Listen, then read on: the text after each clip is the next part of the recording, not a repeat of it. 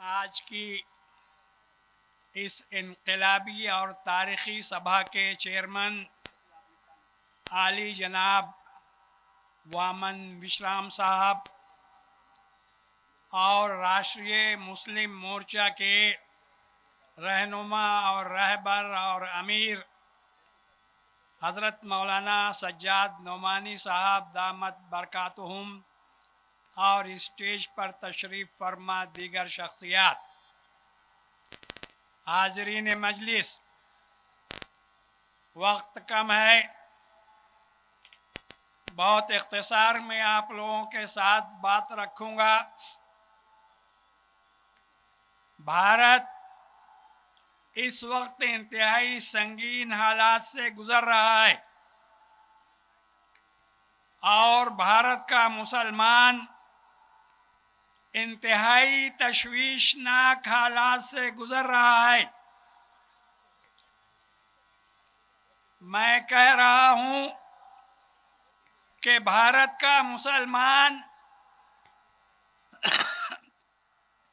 इंतहाई तशवीशनाक हालात से गुज़र रहा है। आज हमारी शहरियत हमसे छीनने की साजिश नहीं, बल्कि उसके अमली इक़दामात उठाए जा रहे हैं।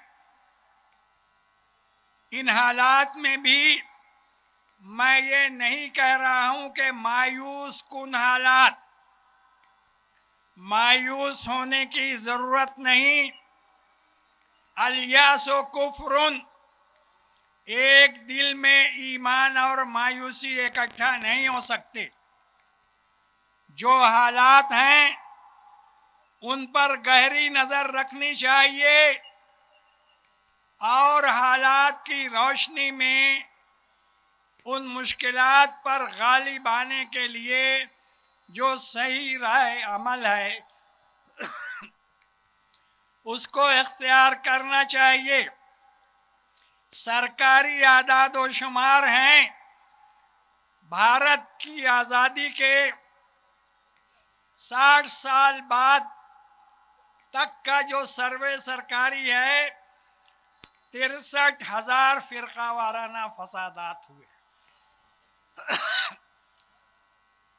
63,000 फ़िरका वाराना फसादात हुए। हमारी अमलाक को, हमारी प्रॉपर्टी को नुकसान पहुंचाया गया। जहां जहां 10% के आसपास आबादी थी, वहां वहां फसादात कराए गए। भारत आज़ाद हुआ, इक़्तिसादी हालात हमारे लोगों के कदरे गनीमत थे, लेकिन इन फसादात के ज़रिए वो जो हमारे और आप यहाँ बैठे हुए तमाम मूल निवासियों के लिए सवाल रूह हैं, हमारी इक़्तिसादी रीढ़ की हड्डी को तोड़ दिया गया। उससे काम नहीं चला तो इस सदी के आगाज से बम धमाकों का सिलसिला शुरू हुआ। बम धमाके कौन करते हैं? उनको इस स्टेज ने बेनकाब किया कि बेकसूर और बेगुनाह नौजवानों को हजारों की तादाद में जेल के सलाखों के पीछे डाल दिया गया। तो अब हमारी शहरियत को, हम इस देश के असली बाशिंदे हैं, हम और आप इस देश के असली बाशिंदे हैं। हमें इस देश में अजनबी करने की नापाक साजिश वो ताकतें कर रही हैं जो 3-3.5% हैं और जो बदेशी हैं। 2001 में भारत की मुख्तलिफ कम्युनिटीज का डीएनए टेस्ट किया गया। उसमें ये प्रूफ हुआ कि भारत के मुसलमानों का, सिखों का, ईसाइयों का, बुद्धिस्टों का, इन सबों का एससी, एसटी और ओबीसी, इन सबों का डीएनए एक है, खून एक दूसरे से मैच करता है। और जो हमें आज बदेशी साबित करने की एड़ी चोटी की कोशिश कर रहे हैं, जिसे नाकाम करने में जनाब आली जनाब मोहम्मद मिश्राम साहब, बामसेफ, बहुजन क्रांति मोर्चा और राष्ट्रीय मुस्लिम मोर्चा का बहुत जबरदस्त हाथ है, जिसने 1.5 साल पहले 29 जनवरी को इस एहतजाज में पूरा भारत बंद किया था और सरकार की हिम्मत नहीं हुई कि इन कायदीन को गिरफ्तार कर सके। मोहतरम हज़रात, हालात ये है, इन हालात में कामयाब होने के लिए देश हमारा है, देश आपका है, हम सबों की शहरियत छीनने की साजिश है, गुलाम बनाने की साजिश है। हमारे यहाँ बम धमाके हुए थे, मस्जिद के गेट पे हुए थे, 21 मुसलमान शहीद हुए थे और हमारे ही मुस्लिम नौजवान जेल की सलाखों के पीछे डाले गए थे।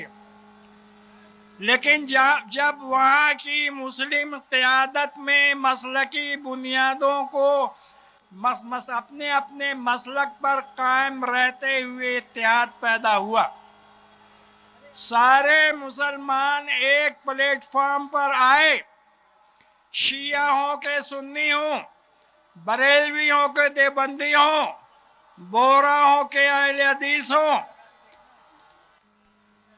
सब एक प्लेटफॉर्म पर जमा हुए और इस जुल्म के खिलाफ एक साथ होकर आवाज उठाई।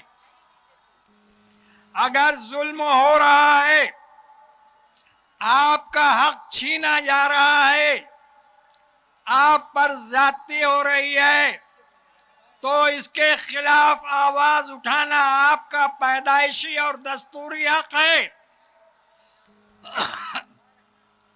जुल्म सितम होता है, हम खामोश क्यों बैठे रहते हैं? तहरीक जंग आजादी के जमाने में तो ये हदीस हम पढ़ा करते थे, अफजलुल जिहाद कलिमतु हक़्क़िन इंद सुल्तानिन जाहिर, सबसे बड़ा जिहाद जालिम इक़्तिदार के सामने हक बात कहना है। आज हमारे उलमाए किराम की जुबान से ये हदीस शरीफ क्यों नहीं मिंबरों मेहराब से गूंजती? जुल्म के खिलाफ खामोश रहना, जुल्म को सहते रहना, जुल्म को बढ़ावा देना है, जालिम की मदद करना है। आपको कहा गया है, कुरान पाक में बार बार बताया गया है कि सिवाय अल्लाह के दुनिया की किसी ताकत से आपको डरने की जरूरत नहीं है। हम हक बात कहते वक्त जालिम इक़्तिदार से क्यों डरते हैं? अभी हाल में मुख्तलिफ एहतजाजों के सिलसिले में सुप्रीम कोर्ट ने साफ साफ फैसला दिया कि जनता को, पब्लिक को अपने ख्यालात और अगर कोई बात वो गलत समझ रहे हैं तो उनके खिलाफ एहतजाज करने का पैदाइशी है। मार दिया जाता है। अभी बहुजन क्रांति मोर्चा और राष्ट्रीय मुस्लिम मोर्चा का एक वफ्द कासगंज के अल्ताफ के घर गया, उसकी वालिदा और वालिद से मिला, तसल्ली दी, ढारस बंधाई और उन्हें यकीन दिलाया गया कि पुलिस कस्टडी में आपका बेटा मरा है, हम इस मर्डर, इस कत्ल के खिलाफ सुप्रीम कोर्ट तक केस लड़ेंगे और आपको इंसाफ दिलाने की पूरी पूरी कोशिश करेंगे। मिस्र के गवर्नर के बेटे ने हजरत उमर इब्नुल खत्ताब रज़ी अल्लाह ताला अन्हु के जमाने में बिला वजह एक तमाचा मार दिया था। हज के मौके पर मिस्र के गवर्नर को बुलाया हजरत उमर इब्नुल खत्ताब ने, और जिसके बच्चे को तमाचा मारा था उसको भी बुलाया और पूछा कि इस बच्चे का क्या कसूर था कि तुम मिस्र का गवर्नर, योगी जैसी हुकूमतें तो उनके सामने कुछ नहीं है। मिस्र के गवर्नर से जवाब तलब किया गया, जवाब बंद नहीं पड़ा। हजरत उमर ने कहा सिर्फ एक तमाचा मारने पर के मुज़मता इस्ताबदतुम उन्नास वक़द वलदतहुम उम्महातुहुम अहरारा, तुमने लोगों को गुलाम कब से बना लिया है? एक तमाचा मारने पर कहा तुमने लोगों को गुलाम कब से बना लिया है, जबकि इनकी माओ ने इनको आजाद पैदा किया था। आज हजारों की तादाद में हमारे नौजवान जेल की सलाखों के पीछे बंद हैं। हम क्यों इसके खिलाफ आवाज नहीं उठाते? अगर हम आवाज उठाएंगे, हमारे यहाँ आवाज उठी, सब एक प्लेटफॉर्म पर आए और भारत के मजलूमों की सबसे बड़ी तंजीम बामसेफ और बहुजन क्रांति मोर्चा के संयोजक जनाब वामन मिश्राम साहब तक जब ये आवाज पहुंची तो उन्होंने भी इसमें अपनी आवाज उठाई और पूरे भारत के सामने दहशतगर्दों के हकीकी चेहरे को बेनकाब कर दिया। मालेगांव भारत में वो पहली जगह है पूरे भारत में कि बेकसूर नौजवानों के खिलाफ जो केस किया गया था और जेल में डाला गया था, अदालत को यह फैसला करना पड़ा कि इन पर झूठा मुकदमा दाखिल किया गया था, इसलिए खारिज किया जाता है और हकीकी दहशतगर्दों के ऊपर इल्ज़ाम लगा और जेल की सलाखों के पीछे डाले गए। आज उस इल्ज़ाम में साध्वी प्रज्ञा सिंह, कर्नल पुरोहित जैसे लोगों का नाम है। ये दो बुनियादी वजह थी इसकी, इस किस्म के नतीजे की कि मसलकी बुनियादों पर इख्तिलाफ के बावजूद हम सब एक प्लेटफॉर्म पर आए।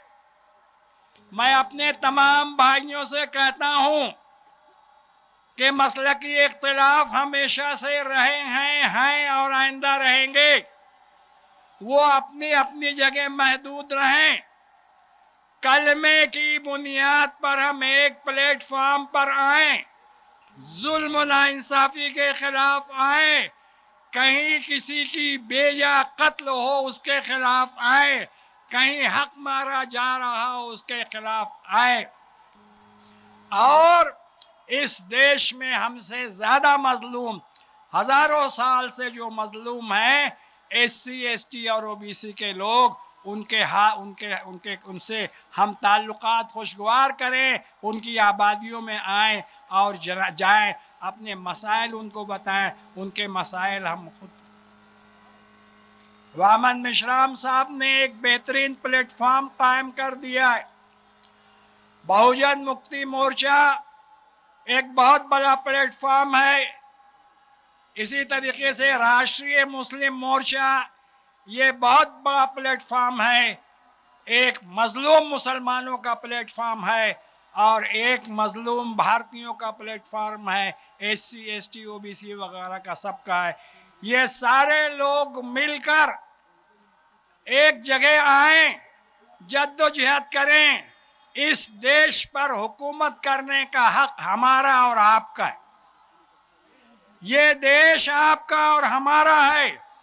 अगर हम मुत्तहिद हो जाएं, मजहबी अक़लियतें एक हो जाएं, पसमानदा तबक़ात एक हो जाएं, मुसलमान साथ में आ जाएं, एक नारा हो, भारत से जुल्म नाइंसाफ़ी का खात्मा करना है अल्लाह की ज़ात पर यकीन कामिल है कि बहुत जल्द हालात बदलेंगे। हालात बदलेंगे, इसका मुझे यकीन कामिल है। मोदी और योगी की हुकूमतें खत्म होंगी, इसका मुझे यकीन कामिल है। आप लोगों से सिर्फ एक दरख्वास्त है कि भारत के सारे मजलूम एक प्लेटफार्म पर आए, कंधे से कंधा मिलाएं, जुल्म नाइंसाफ़ी के खिलाफ आवाज़ उठाएं और